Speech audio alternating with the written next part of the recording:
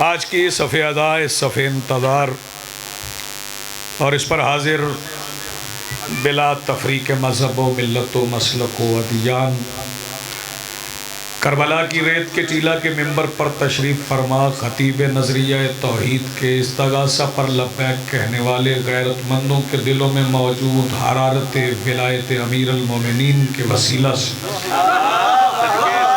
درخواست گزار ہوں اپنے اس وارث کے حضور جو پردہ غیب میں شاہ سوار وادی نور کی حیثیت سے موجود ہے کہ کائنات کا وہ مطلق العنان مدبر الامور اپنے رخ سے حجاب غیبت ہٹائے اور کعبہ کی چھت سے اپنے پہلے ہی خطبے میں کائنات کو سمجھائے کہ علی کل بھی واجب تھا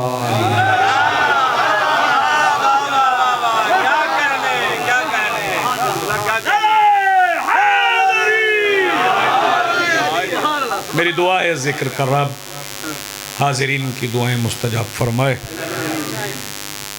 حاضرین کے مرحومین اور بالخصوص مجلس اعضاء کے محتمم انصرام کرنے والوں، انتظام کرنے والوں کے جو مرحومین ہیں، بلاخص جن کے اصال ثواب کی مجلس ہے، مالک انہیں جوار رحمت کریم کربلا میں بلند مقام عطا فرمائے۔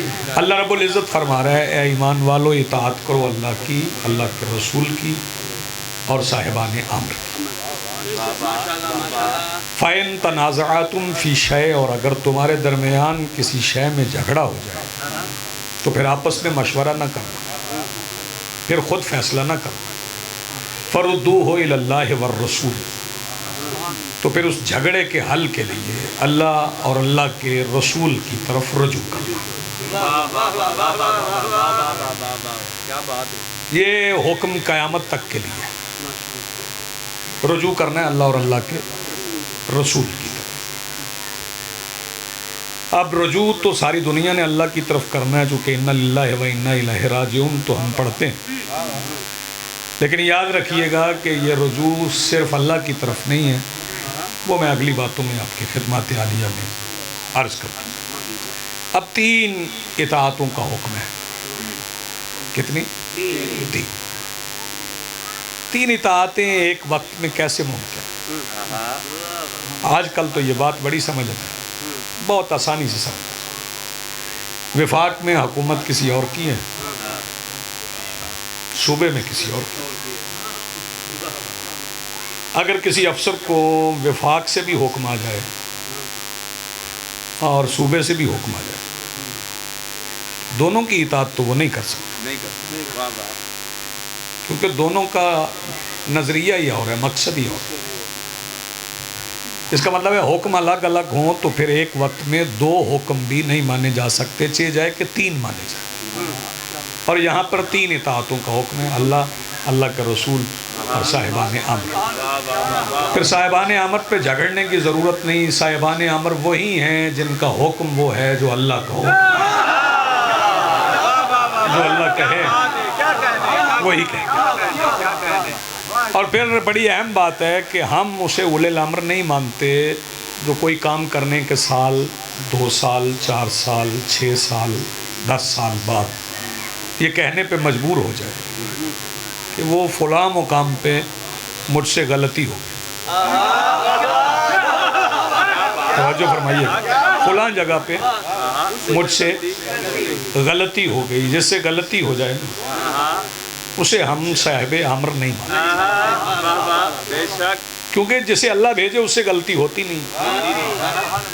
اللہ نے ابابیل بھیجے تھے ابرہا کی فوج کو مارنے کے لیے، قبلہ ان کے پاس ایک پتھر تھا، چونچ میں پتھر تھا، حالانکہ 3 پتھر اٹھانے کی اہلیت ان میں تھی، 2 پنجوں میں 1 چونچ میں، لیکن اللہ نے ایک ہی دیا۔ میں نے کہا اللہ ایک پنجوں میں دے دیتا، کوئی ادھر گر سکتا ہے، کوئی ادھر گر سکتا ہے، تیسرا لگ جائے۔ فرمایا نہیں، جس سے میں بھیجوں اس سے غلطی نہیں ہوتی، نہیں آپ سلامت ہو، جسے میں بھیجتا ہوں بہت شکریہ، بہت شکریہ، جسے ہم بھیج دیں اس سے خطا نہیں ہوتی، اس سے غلطی نہیں۔ لیکن مسئلہ یہ ہے کہ مرکز جو ہے نا اسلام میں وہ اللہ کی اطاعت ہے، اللہ کی اطاعت ہی مرکز ہے۔ نماز کس کے لیے پڑھتے ہو؟ اللہ نے کہا پڑھو، بتاؤ کیوں شرما رہے ہیں؟ یہ گفتگو ہوتی ہے اور مجمع کو، خطیب کو آپس میں گفتگو کر لینا چاہیے۔ اللہ نے کہا پڑھو نماز، وہ بھی میں عرض کرتا ہوں، ہاں وہ بھی میں عرض کر دیتا ہوں، وہ قائم کرنا بھی بتا دیتا ہوں کہ قائم کرنا، چلے پہلے قائم کرنا بتا دیتا ہوں۔ صحن حرم تھا، نماز ہو رہی تھی، نماز کے پیچھے نماز ہو رہی تھی، اور حرم بھی مدینے والا نہیں تھا، مکے والا، مکہ کا حرم تھا، صحن حرم تھا، اور وہاں نماز ہو رہی تھی اور پڑھا رہے تھے رسول، رسول پڑھا۔ پڑھنے والے کون تھے پیچھے؟ یہ جو کہا جاتا ہے چھپ چھپ کے پڑھتے تھے، چھپ چھپ کے پڑھتے تھے، چھپ چھپ کے پڑھتے تھے، نہیں نہیں نہیں نہیں، بنو ہاشم کے پاس چھپانے کے لیے کچھ تھا ہی نہیں، ان کی باتیں کھلی ہوئی تھی، انہیں چھپ کے پڑھنے کی کیا ضرورت ہے؟ جس گھر میں حمزہ بھی ہوں، جس گھر میں علی بھی ہوں، صحن حرم میں مصطفیٰ نماز پڑھا رہے، پیچھے کون ہے؟ مصدر عصمت، ملکۃ العرب، رئیسہ مملکت الہیہ، حسنین کی نانی، مخزن حجت، وہ شہزادی جس کے پائے تخت کا اترا ہوا صدقہ کھانے والے جنم جنم کے بھوکے امیر ہو گئے، وہ شہزادی پیچھے نماز کے لیے کھڑی، جی ہاں سلامت ہے۔ اس شہزادی کا ذکر آ گیا تو میں قائم کرنا سمجھا، پہلے قائم کرنا بتا لوں پھر شہزادی کا ذکر۔ نماز ہو رہی، جی پھر کہتا ہوں، وہ جس کے پایہ تخت کا اترا ہوا صدقہ کھانے والے جنم جنم کے بھوکے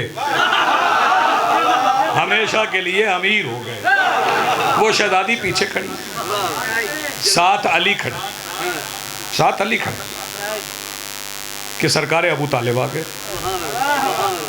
اور سرکار ابو طالب نے ان کو نماز پڑھتے دیکھا، گھر چلے گئے، جناب جعفر طیار کو کلائی سے پکڑا، لا کے ساتھ کھڑا کر دیا، جماعت بن گئی، جماعت بن گئی، علی، جعفر طیار، سیدہ، رسول نماز پڑھ رہے ہیں، اور اللہ کی تلوار کا باپ ہاتھ میں تلوار لیے، اللہ کی تلوار کا باپ ہاتھ میں تلوار لیے طواف کر رہے ہیں، نماز ہو رہی ہے، ابو طالب تلوار لے کے حفاظت بھی کر رہے ہیں، طواف بھی کر رہے ہیں کہ ابو لہب آ گیا، آگے کہنے لگا ابو طالب مجھے سمجھ نہیں آئی، یہ کبھی اٹھتے ہیں، کبھی بیٹھتے ہیں، کبھی جھکتے ہیں، کبھی زمین پہ جبین رکھتے ہیں، یہ کیا کر رہے ہیں؟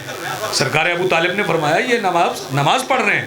ابو لہب کہنے لگا وہ تو نماز پڑھ رہے ہیں، آپ کیا کر رہے ہیں؟ فرمایا میں قائم کر رہا ہوں، یہ ہے قائم کرنا، میں نماز قائم کر رہا ہوں۔ جی آپ سلامت، بڑی مہربانی، آپ جی میں قائم کر رہا ہوں۔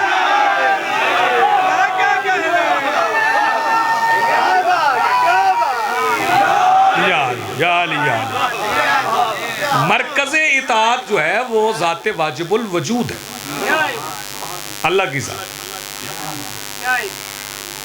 اللہ کی اطاعت کرنا، تو اللہ کی اطاعت کیسے کریں؟ اطاعت ہوتی ہے حکم، اللہ کسی کو حکم دیتا ہے، کسی کو حکم دیا ہو رستہ دیجیے، صلوات پڑھیں بلند آواز سے۔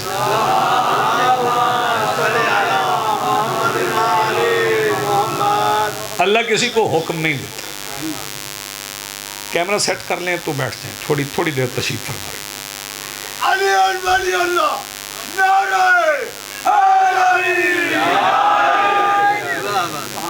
اللہ کسی کو حکم نہیں دیتا، اگر کسی کو دیا ہے تو وہ آ کے مجھے بتائے۔ قرآن حکیم بھرا پڑا ہے، اللہ اپنے حبیب سے کہہ رہا ہے کہہ دو کہہ دو کہہ دو کہہ دو کہ بابا نوید شاہ جی نے مجھے مجلس کا کہا، میں یہاں پہ آ گیا، سیدزادوں سے ملاقات ہوئی تو میں ہاتھ میں ایک پیپر لے کے آ جاؤں، یہ میری تقریر ہے، یہ ان کو سنا دیں، تو آپ دو باتیں سمجھیں، دو میں سے ایک ہو، یا آپ سمجھیں گے کہ اسے ممبر پہ بولنا نہیں، یا سمجھیں گے کہ ہم سے بولنا چاہتا نہیں۔ اب اللہ کے بارے میں ایک بات تو ہو نہیں سکتی کہ بندہ یہ سوچے کہ اسے کلام کرنا نہیں آتا، وہ جب چاہتا ہے درخت میں کلام پیدا کر کے کسی کو کلیم اللہ بنا دے، جب چاہتا ہے، جس کو چاہتا ہے اسے کلیم اللہ بنا دیتا ہے۔ تو پھر یہ تو سوچا ہی نہیں جا سکتا کہ اسے بولنا نہیں آتا، پھر وہ بولتا ہم سے کیوں؟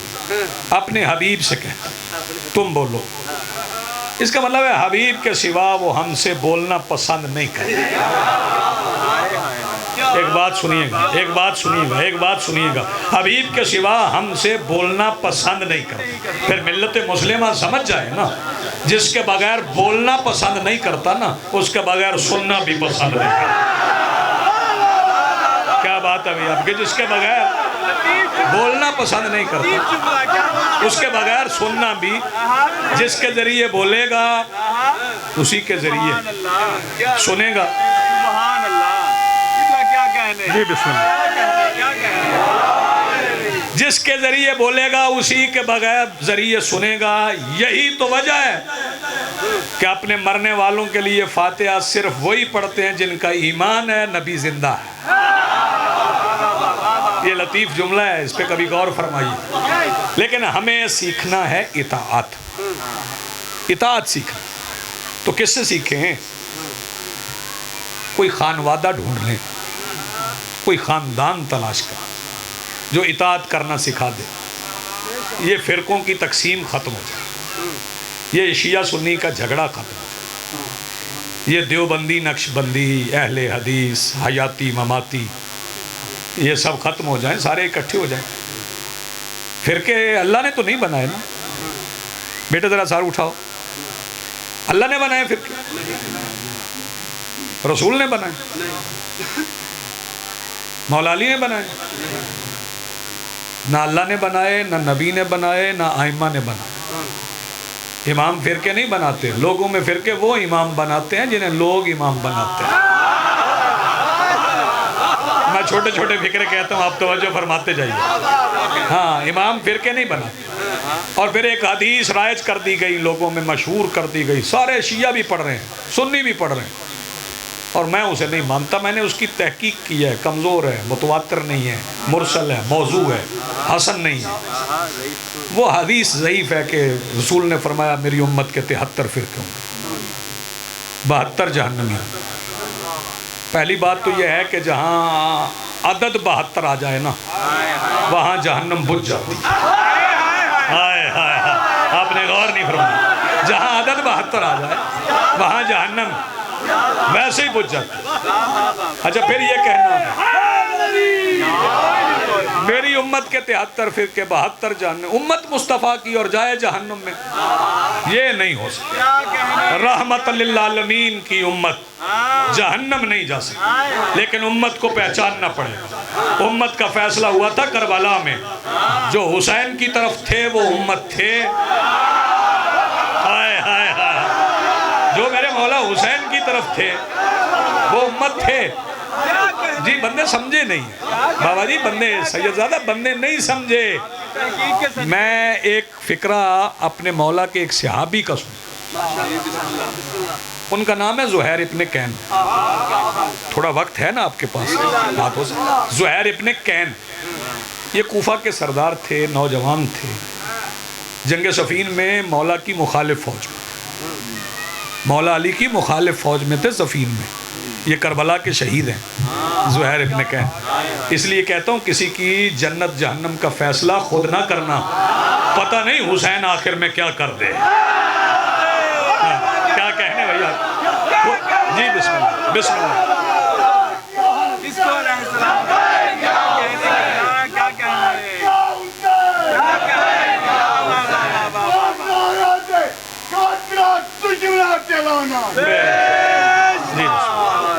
پتہ نہیں کیا کر دے حسین، خود نہ فیصلہ کرنا کسی کی جنت جا۔ یہ زہیر ابن کین صفین میں مولا کے خلاف تھے۔ 9 بار بادشاہ کی تلوار، علی مولا کی تلوار زہیر کے خود سے مس ہو کے نا واپس پلٹی۔ جب 9ویں بار واپس پلٹی تو پھر مالک نے مالک سے پوچھا، پھر مالک نے مالک سے پوچھا، مالک اشتر نے اپنے مولا سے پوچھا مولا اتنا بڑا سردار ہے کوفے کا، آپ اسے مار نہیں رہے؟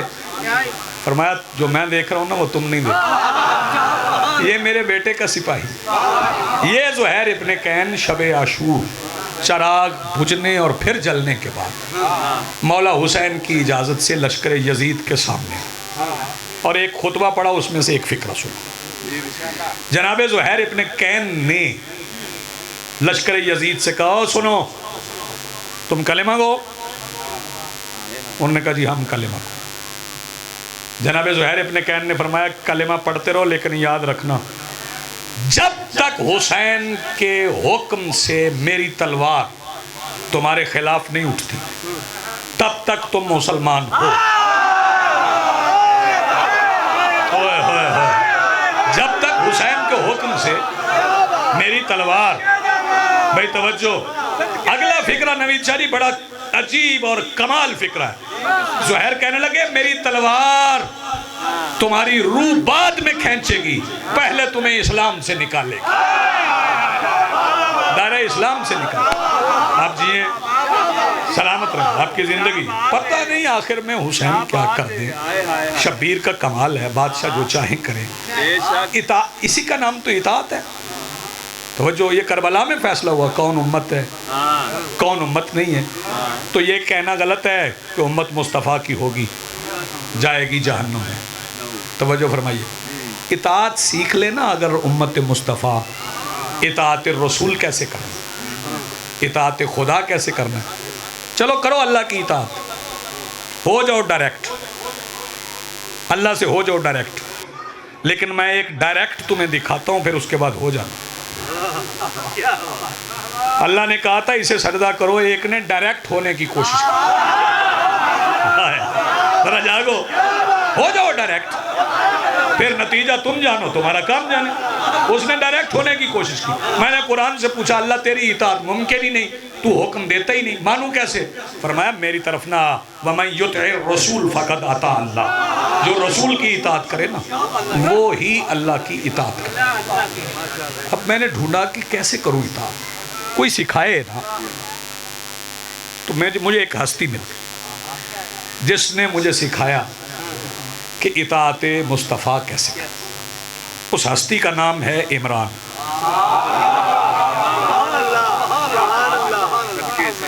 کنیت ہے ابو طالب۔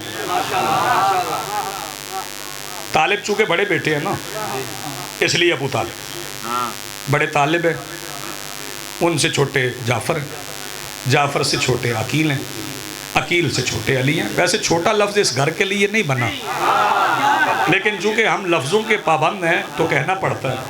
بس اور کیا فضیلت پڑھوں، جس کا سب سے چھوٹا علی ہو نا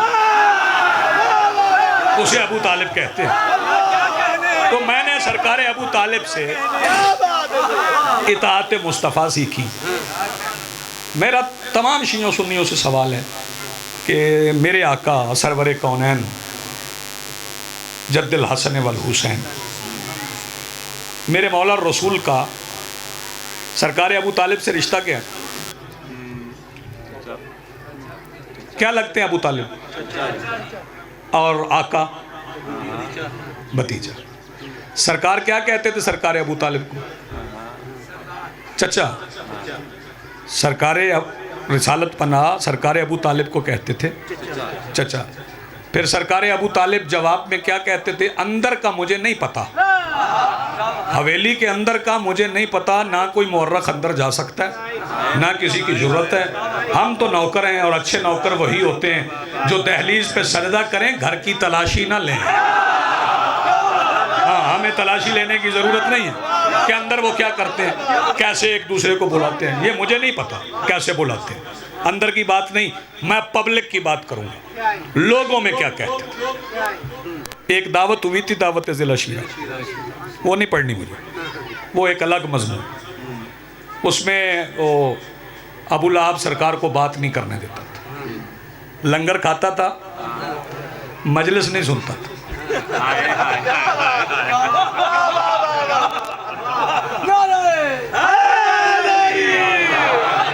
لنگر کھا لیتا تھا۔ آج کل بھی کئی ایسے بندے ہیں جاتے ہیں مجلس پہ اچھا لٹھا پہن کے نا, بڑا بہترین جوتا پاؤں میں سجا کے مجلس پہ جاتے ہیں, بانی سے ملتے ہیں, بیٹھک میں بیٹھ کے لنگر کرتے ہیں, پوچھتے ہیں کون کون آیا ہے, پھر واپس.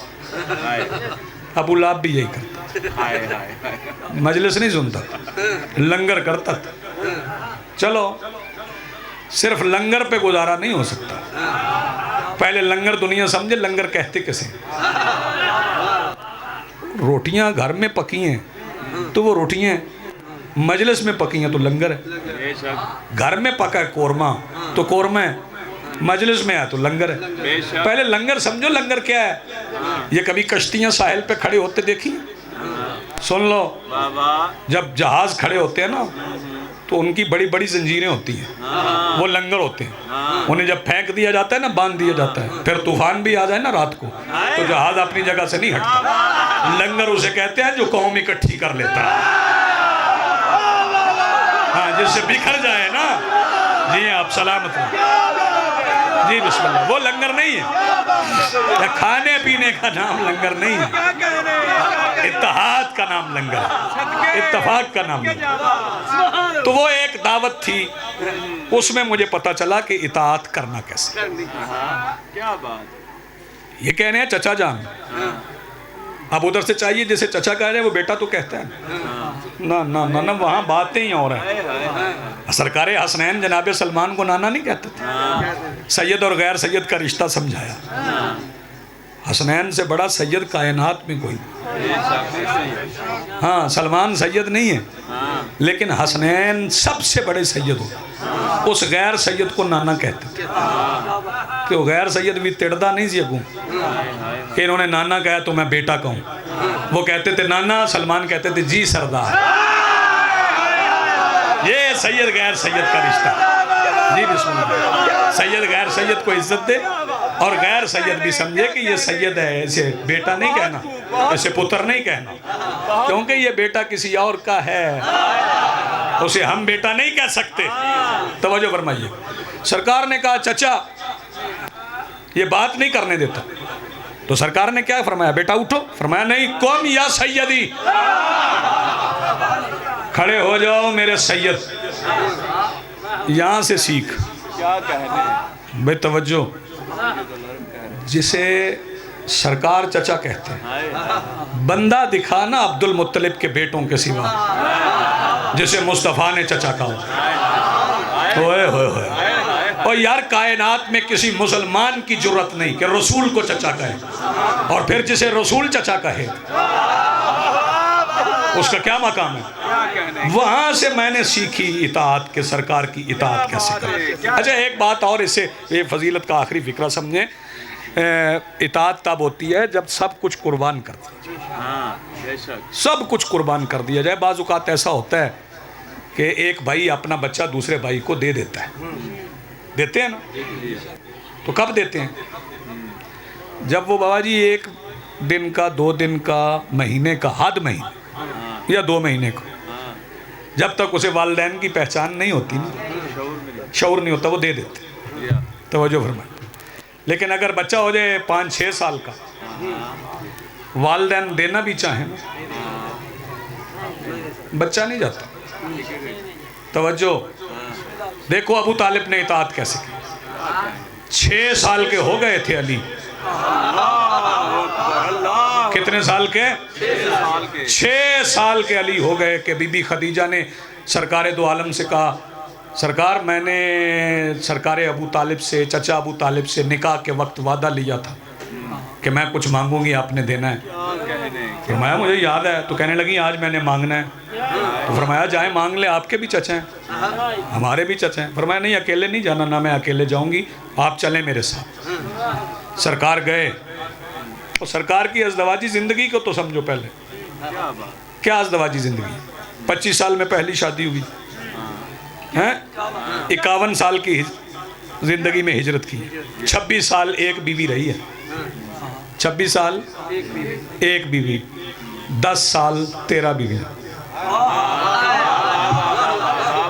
26 سال ایک بیوی, 10 سال 13 بیوی. میں نے کہا سرکار وہ عرصہ زیادہ تھا 26 سال، اس میں ایک رہی. فرمایا عادل شرط ہے نا دوسری بیوی کے لیے. میں نے کہا سرکار آپ سے بڑا عادل کوئی نہیں. فرمایا تمہیں پتہ ہے عادل کسے کہتے ہیں؟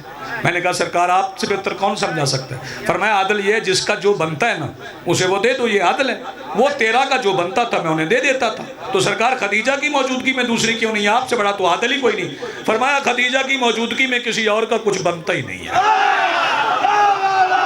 کیا بات ہے بھائی آپ کے سننے کی. بی بی خدیجہ کی موجودگی میں کسی اور کا کچھ بنتا ہی نہیں. تو بی بی خدیجہ سرکار کے ساتھ آ گئی سرکار ابو طالب کے پاس. سرکار چچا جان کچھ مانگنا ہے. بیٹا مانگو.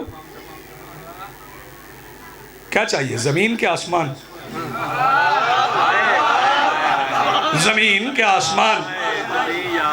شہزادی آواز دے کے کہتی چچا نہ زمین چاہیے نہ آسمان چاہیے، مالک کے زمین و آسمان علی چاہیے. 6 سال کے علی. فرمایا علی چاہیے. سرکار ابو طالب نے یہ نہیں کہا میں پوچھا ہوں اس کی ماں سے. فرمایا نہیں، کل بھی آپ کا تھا آج بھی آپ کا. یہ تو سرکار ابو طالب کا فیصلہ ہے. اب علی 6 سال کے تو علی ضد تو کرتے نا. بندے بڑی آسانی سے کہہ لیتے ہیں بچوں میں پہلے کلمہ پڑھا. او ابو طالب وہ باپ ہے جس کے بچے نہ ہوں تو کلمہ بنتا ہی نہیں ہے. اس کے بچوں سے تو کلمہ بنے. فرمایا کل بھی آپ کا تھا آج بھی آپ کا. لے جائیں. علی نے بھی پلٹ کے نہیں دیکھا. ایک انگلی بی بی خدیجہ کی، ایک رسول پاک کی. ایک انگلی سے خیبر اکھاڑنے والا 2 انگلیاں پکڑ کے چلا. گھر آ گئے. رسول پاک خاموش بیٹھے چپ.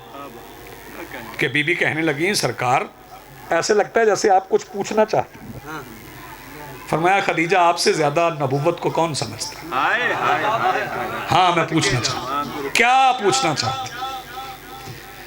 پوچھنا یہ چاہتا ہوں کہ علی پہلے بھی یہیں رہتے تھے، آتے تھے شام کو چلے جاتے تھے، یہ مستقل کیوں مانگا؟ فرمایا ذرا دونوں بھائی میرے سامنے کھڑے ہو جائیں میں بتا دیتی ہوں. علی اور رسول کھڑے ہو گئے. شہزادی انگلی کا اشارہ کر کے فرماتی ہے محمد الرسول اللہ علی ولی اللہ. یہی میں چاہتی تھی سارا کلمہ میرا ہو جائے.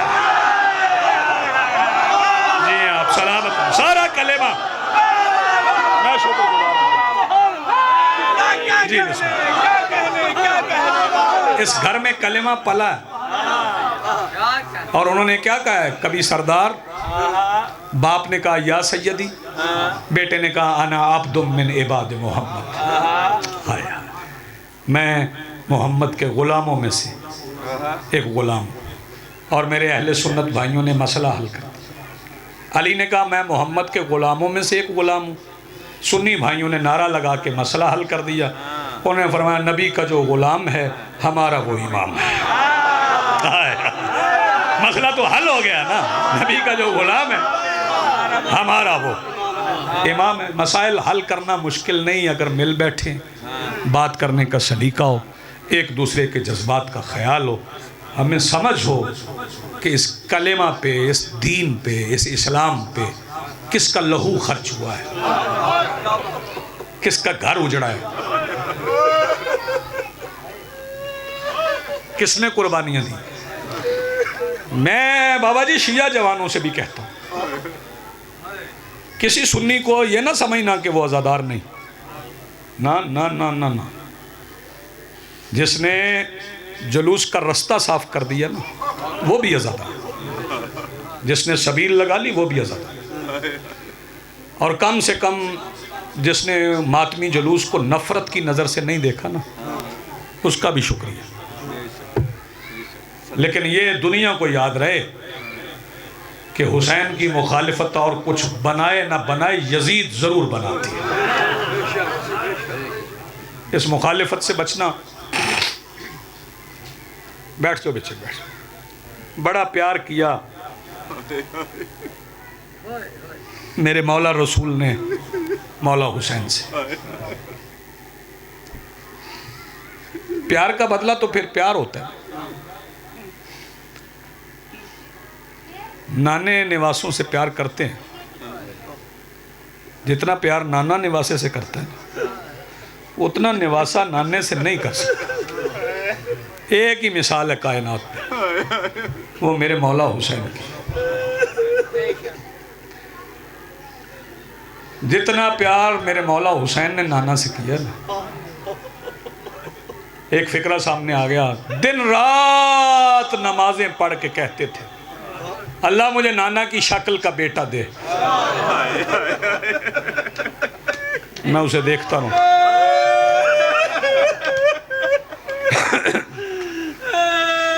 اور وہ بیٹا لے کر بھی وار نانا پہ دیا. جو بڑا پیارا تھا وہ بھی نانا پہ وار دیا. ایک بیٹا میرے مولا کا 6 مہینے کا جرنیل ہے، اس کا نام بھی علی ہے، بندے اسے اصغر کے نام سے جانتے ہیں. وہ میرے مولا کے ہاتھوں پہ شہید. شب ذوالجنہ آئے گی یہاں پہ، ایسا ہی ہے نا. جب شب ذوالجنہ آئے نا، یہ عام سواری نہیں ہے، یہ اس کی شبیہ ہے جس کے گلے لگ لگ کے روئی ہیں علی کی بیٹی. جب خیام میں گئی تو علی کی بیٹیاں مرتجز کے گلے لگ لگ کے. میں چاہتا ہوں ماتم کے لیے بھی وقت بچے، میں مصائب بھی پڑھ لوں، آپ کی آوازیں بھی بلند ہو جائیں. اگلا فکرہ کہہ رہا ہوں، تقریباً آنکھیں تیار ہیں، میں دیکھ رہا ہوں. عباس کے بعد یزید کی فوج نے کھل کے مارا حسین.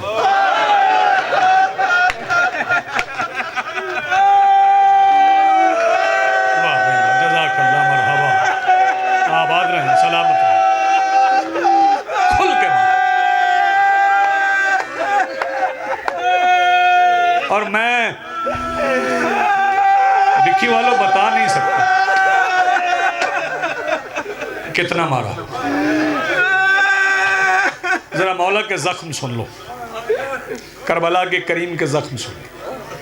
یہ اندر والے نہیں بتا رہا، یہ باہر والے بتا رہا. جناب جعفر شوستری صاحب ہیں، عالم ربانی ہیں، بڑے عارف ہیں، بڑے عبادت گزار تھے. ان کی کتاب ہے خصائص الحسینیہ، اس میں انہوں نے مولا کے زخم لکھے. وہ فرماتے ہیں اتنے قرآن کے حرف نہیں. بابا جی مالک آپ کی دعائیں مستجاب فرمائیں. اتنے قرآن کے حرف نہیں جتنے میرے مولا کے زخم تھے.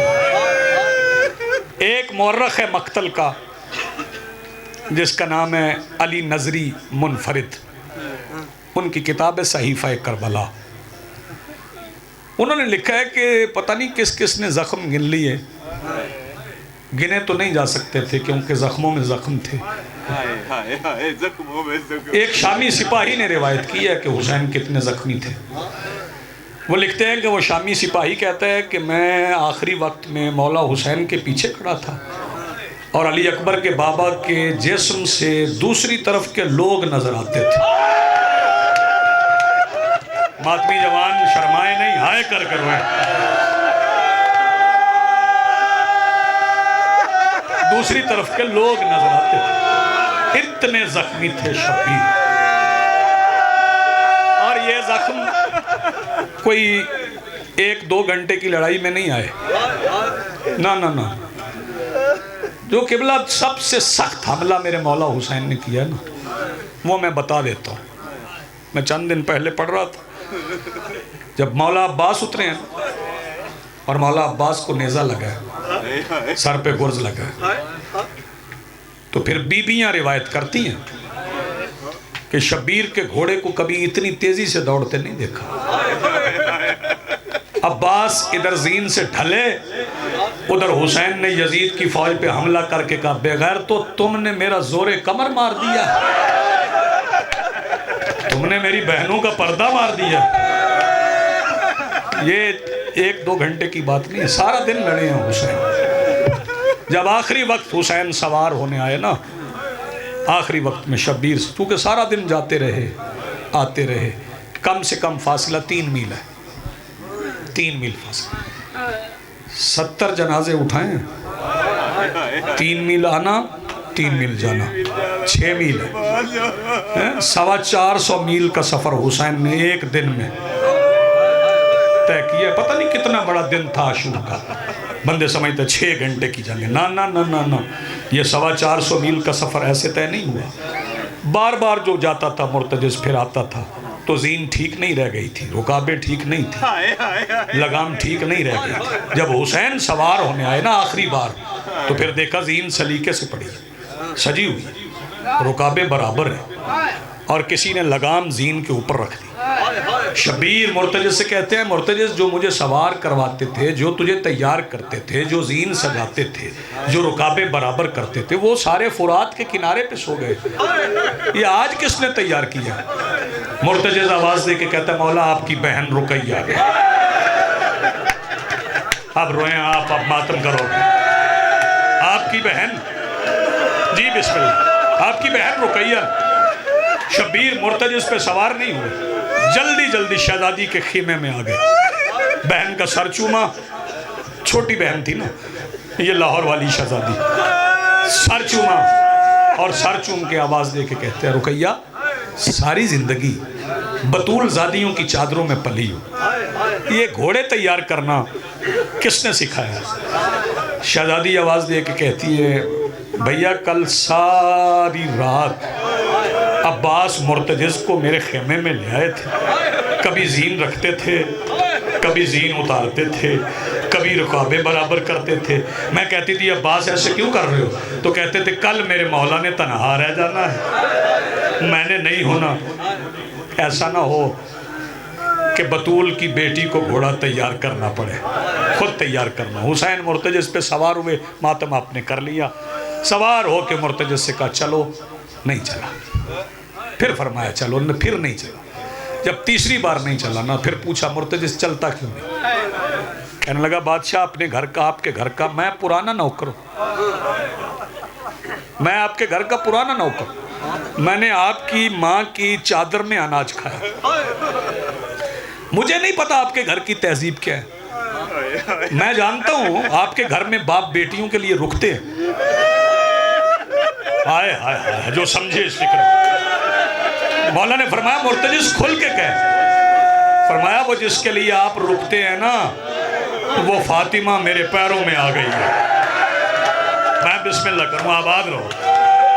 حسین بادشاہ نے جب 3.5 سال کی شہزادی کو مرتجز کے سوموں میں دیکھا نا، حسین مرتجز سے اتر آئے، بیٹی کو گود میں بٹھایا، بیٹی کا سر چوما، سر چوم کے فرمایا سکینہ آج کے بعد سینہ تو میسر نہیں ہوگا، لیکن سجاد سے بھی نہ کہنا، ان کی گردن میں وزنی توق، ہاتھوں میں ہتھ کڑیاں، کمر میں لنگر، پیروں میں بیڑیاں ہوں گی، جہاں جگہ ملے نا، سونے کی بات نہیں کی، فرمایا وہاں نماز پڑھ لینا، کیونکہ سونے کا تو سوال ہی پیدا نہیں ہوتا نا، جہاں جگہ ملے وہاں نماز پڑھ لینا۔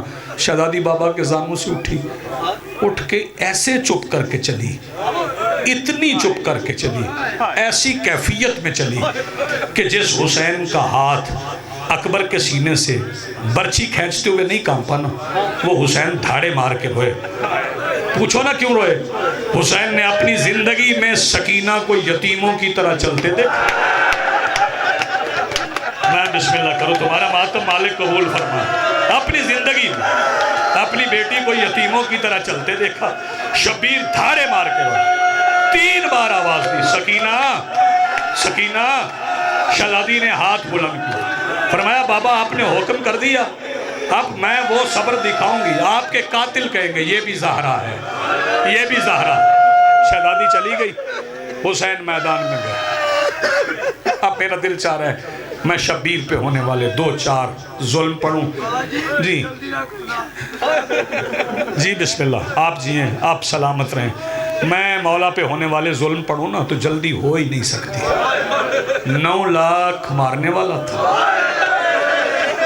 ایک اکیلے حسین تھے، چھڑوانے والا کوئی نہیں تھا، چھڑوانے والا کوئی نہیں تھا۔ پھر کہہ رہا ہوں چھڑوانے والا کوئی نہیں تھا چھڑوانے والا، کوئی نہیں تھا۔ حسین لڑتے رہے، بڑا لڑے حسین، لاکھوں کو ہزاروں میں بدل دیا حسین۔ میں نے فکرہ کہا آپ نے غور نہیں فرمایا، لاکھوں کو حسین نے ہزاروں میں بدل دیا کہ لڑتے لڑتے ایک ٹوٹی ہوئی پسلی سے اٹھا ہوا ہاتھ۔ اگلے فکرے میں بعد میں پڑھ نہیں سکوں گا، پہلے پڑھ دیتا ہوں، شاید آپ کے گریہ میں اضافہ ہو جائے۔ ہائے، سیدہ زینب کی روایت ہے، شہزادی فرماتی ہیں میں 70 قدم پہ کھڑی تھی، سننا فکرہ، حسین شہید ہو گئے، شام غریبہ ہو گئی، رومی گھوڑے لائے گئے، انہیں نئی کھریاں لگوائی گئیں، حسین کے جنازے پہ دوڑائی گئی۔ سیدہ فرماتی شام غریبہ تھی، پتہ نہیں بندہ کون سا جو ماتم نہ کر سکے۔ سیدہ زینب فرماتی میں نے شام غریبہ میں حسین کی پسلیاں ٹوٹنے کی آواز سنی۔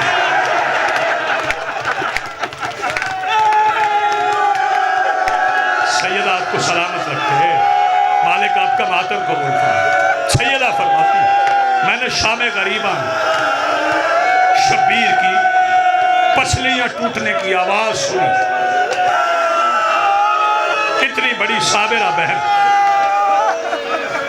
جب شبیر لڑتے رہے تو پسلیوں سے اٹھا ہوا ہاتھ حسین کی کلائی میں آ گئی۔ شبیر نے ہاتھ پہچانا، جی اماں، جی اماں، جی اماں۔ فرمایا حسین وہ بچپن کا وعدہ، وہ جو نانا کی پشت پہ تھا، وہ وفا کرو۔ اماں تعمیل ہوتی ہے۔ شبیر نے اِنَّ لِلَّهِ پڑھ کے تلوار نیام میں رکھنا شروع کی۔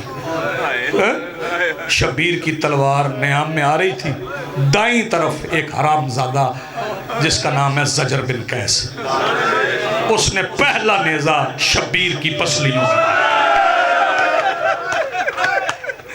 حسین کی پسلیوں میں نیزہ لگا۔ شبیر گھوڑے سے گرے نہیں، ابھی نہیں گرے گھوڑے سے، میں پھر کہہ رہا ہوں شبیر ابھی گھوڑے سے نیزہ لگ گیا حسین، شبیر گھوڑے سے نہیں گرے۔ شبیر کا گھوڑا چل رہا ہے، 10,000 تیر انداز چلائے کمان میں تیر رکھ کے بیٹھے۔ ایک بار ابن سعد کمینے نے حکم دیا، 10,000 تیر کمانوں سے نکلا۔ مجھے نہیں پتا شبیر کو کتنے لگے۔ پھر صاحبان مقتل مہدی مازندرانی کہتے ہیں شبیر کا سینہ اور پشت نظر نہیں آتا تھا، چاروں طرف تیر ہی تیر تھے، اتنے تیر لگ گئے۔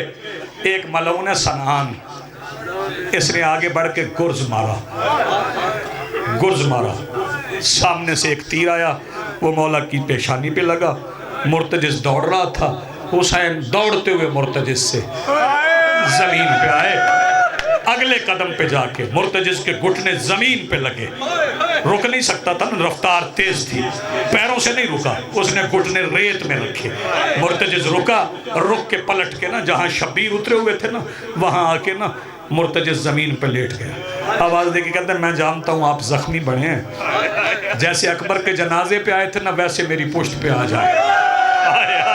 پتہ نہیں کون روئے یا کون نہ روئے، جیسے اکبر کے جنازے پہ آئے تھے نا ویسے میری پشت پہ آ جائے۔ مولا میں مدینے لے جاؤں گا۔ فرمایا نہیں، مجھے مدینے نہ لے جا جی، میرا بھائی کہہ رہا ہے اتنے آسانی سے زمین پہ نہیں۔ آپ نے کہا تو میں روایت پڑھ دیتا ہوں۔ بی بی فضا کے ساتھ سیدہ زینب کھڑی تھی، سیدہ زینب کھڑی پورے 3 گھنٹے۔ سیدہ زینب فرماتی ہے میرا بھائی نہ زین پہ تھا نہ زمین پہ تھا۔ بی بی فضا نے پوچھا حسین کہاں ہے؟ فرمایا اماں وہ دیکھ تیروں کے مسلح پر میرا بھائی نماز پڑھ رہا ہے۔ اب میں رکوں گا نہیں، کسی مومن کے دل کی دھڑکن بند ہو جائے۔ سیدہ آپ کو سلامت رکھے۔ پھر جب حسین ریت پہ آئے نا ایک ٹیلے پہ بیٹھے، قبضہ تلوار پہ شبیر نے پیشانی رکھی، لشکر یزید میں گفتگو شروع ہو گئی۔ کچھ نے کہا حسین شہید ہو گئے، کچھ کہتے تھے نہیں ابھی ہیں، ابھی ہیں۔ مسلمانوں تلاش کرو یہ بندہ کون ہے، نام میں بتا دیتا ہوں، پھر بتانا شیعوں نے مارا ہے یا کسی اور نے۔ اس کا نام ہے سنان ابن انس۔ یہ لائن کہتا ہے مجھے بتاؤ، میں جا کے دیکھتا ہوں حسین ہے یا شہید ہو گیا۔ بابا جی میں جلدی نہیں کر رہا۔ یہ چلا، چلتے ہوئے نا یہ جھکا، جھک کے نا اس نے ایک وزنی پتھر اٹھایا، وہ نوکیلا پتھر تھا، پشت پہ چھپا کے نا شبیر کے سامنے آ کے آواز دے کے کہتا ہے حسین کسی نے خیموں کو آگ لگا دی۔ شبیر نے ایک بار پیشانی اٹھائی، اس نے پیچھے ہٹ کے وہ پتھر حسین کے ماتھے پہ مارا، حسین پشت کے بل مٹی پہ گرے۔ پھر نہ عباس کو پکارا نہ اکبر کو پکارا۔ شبیر فرماتے ہیں ہائے اماں، ہائے اماں، قریب سے آواز آئی حسین سجدہ کر۔ سیدہ آپ کو سلامت رکھ، تیاری کر گئے ہو، تیاری کر گئے ہو۔ سجدے سے پہلے جو ہوا وہ بتاؤں، سجدے سے پہلے جو ہوا وہ بتاؤں۔ حسین ابھی زمین پہ گرے تھے، لعین حسین کے قریب آ گئے، تیر سے مارا۔ تیر امام رضا علیہ السلام کی روایت پڑھنے لگا، تیر سے مارا، تلوار سے مارا، نیزے سے مارا، گرز سے مارا، پتھر سے مارا، ریت پھینکی۔ مجھے ماتمی جوان معاف کریں گے، لفظ میں چھپاؤں گا نہیں۔ مولا رضا فرماتے ہیں جسے کچھ نہیں ملا نا اس نے میرے دادا کو ٹھڈوں سے مارا۔ جو بندہ اب بھی ماتم نہ کر سکے وہ سیدہ سے معافی مانگے۔ کریم کربلا کی شہادت آسان نہیں ہے۔ سیدہ آپ کو سلامت رکھے، سیدہ آپ کو سلامت رکھے۔ بس قریب آگے ہوں، زیادہ انتظار نہیں، جسے کچھ نہیں ملا نا اس نے میرے مولا حسین کو ٹھوکروں سے مارا۔ شان غریبہ آپ نے ایک روایت پڑھی ہے شان حسین۔ جی جی بسم اللہ۔ کے گلے میں جو لیلا سنو گے بابا جی نے روایت مجھے یا ایک ملعون ہے سنعان، سنان نہیں سنعان نام ہے اس کا، یہ لعین خود روایت کرتا ہے، یہ روایت خود کرتا ہے، کہتا ہے جب 12 قاتل پلٹ آئے نا پھر میں گیا، مجھے معاف کرنا، یہ کہتا ہے میں نے اپنا نیزہ اٹھایا، میں نے شبیر کی رکھ میں رکھ کے پہلے دبایا پھر گھمایا۔ حوصلہ میرے بھائی، حوصلہ، ایک فکرہ مجھے کہنا، پہلے دبایا پھر گھمایا۔ بس آخری لفظ ہے، میں منبر چھوڑ رہا ہوں۔ پھر آخری قاتل آیا جس کا نام ہے شمر۔ اس وقت سیدہ زینب آواز دے کے کہتی بس اماں فضا، اسی ملعون نے آنا تھا، یہی میرے بھائی کا قاتل ہے۔ پھر اللہ سنو گے، ادھر سے قاتل آیا، ادھر سے بیٹی آ گئی۔ میں نے کیا کہا؟ ادھر سے قاتل آیا، ادھر سے بیٹی آ گئی۔ جب بیٹی آئی نا تو رش پڑا تھا، سپاہیوں نے گھیرا ہوا تھا، مارو مارو کی آواز تھی۔ شہزادی ایک سپاہی کے قریب رکی اور آواز دے کے کہتی یا شیخ حل رائتا ابھی، تو نے میرے بابا کو دیکھا ہے؟ مجھے دیکھنا ایک دفعہ، تو نے میرے بابا کو دیکھا ہے؟ اس نے سکینہ کو بتایا، کرم آتم یار جس کے پاس ہاتھ ہے، اس نے سکینہ کو بتایا۔ شہزادی اٹھی، آواز دے کے کہتی اور مار لے مگر بتا میرا بابا کہاں، مار اور لے لیکن بتا میرا بابا کہاں ہے۔ شہزادی پہنچ گئی، دائیں طرف سے آئی نا بابا کو ملوں، ہاتھ آگے بڑھائے، ہاتھ چھوٹے تھے، تیر لمبے تھے۔ شبیر نے اپنی دائیں پسلیوں سے نا تیر نکالے، فرمایا آ میرا گلا چوم لے۔ آخری وقت میں عزاداروں سنو گے، شمر قریب کھڑا تھا، سنو گے شہزادی نے بابا کی گردن پہ ہاتھ رکھ دیا، شبیر نے سجدے میں جبین رکھ دی۔ اس نے انتظار نہیں کیا کہ سکینہ کا ہاتھ ہٹے، اس نے جلدی میں پہلی ضرب ماری۔ پاک منبر پہ کھڑا ہوں، حسین کی گردن سے پہلے سکینہ کا ہاتھ زخمی ہو گیا، اس لعین نے الٹے ہاتھ سے سکینہ کو زمین پہ گرایا۔ پہلی ضرب لگی، آخری فکریں، پہلی ضرب لگی، میں بسم اللہ کروں، آدم آواز دے کے کہتے چل ہوا چلے ہم۔ دوسری ضرب چلی، نوح آواز دے کے کہتے ہیں میں جا رہا ہوں۔ تیسری ضرب چلی، داؤد داؤد کہتے میں جا رہا ہوں. چوتھی ضرب لگی سلیمان کہتے میں جا رہا ہوں. پانچویں ضرب لگی عزادارو سنو گے زکریا کہتے میں جا رہا ہوں. چھٹی ضرب چلی یحییٰ کہتے میں جا رہا ہوں. ساتویں ضرب چلی ابراہیم کہتے چل حاجرہ آئی. حسین جانے سکینہ جانے یہ اور ہیں ہم اور ہیں. عزادارو جب ناویں ضرب چلی نا پھر سکینہ رکنا بھئی ناویں ضرب چلی ناویں ضرب چلی سکینہ فرات کے کنارے کنارے دوڑی وہاں آئی جہاں 34 سال کا عباس بازو کٹوا کے پڑا تھا. عزادارو سکینہ چاچا کے سینے پہ سر رکھ کے آواز دے کے کہتی ہے چاچا وہ کمینہ تیرے بھائی کو ضربے بھی مارتا ہے تمانچے بھی مارتا ہے. جب پلٹ کے آئی تو دیکھا اس کمینے نے حسین کی زلفوں میں ہاتھ ڈالا ہے. جھولی پھیلا کے کہتی ہے ایسے نہ اٹھا میری جھولی میں رکھ دے جہاں تو کہے گا ماتم حسین.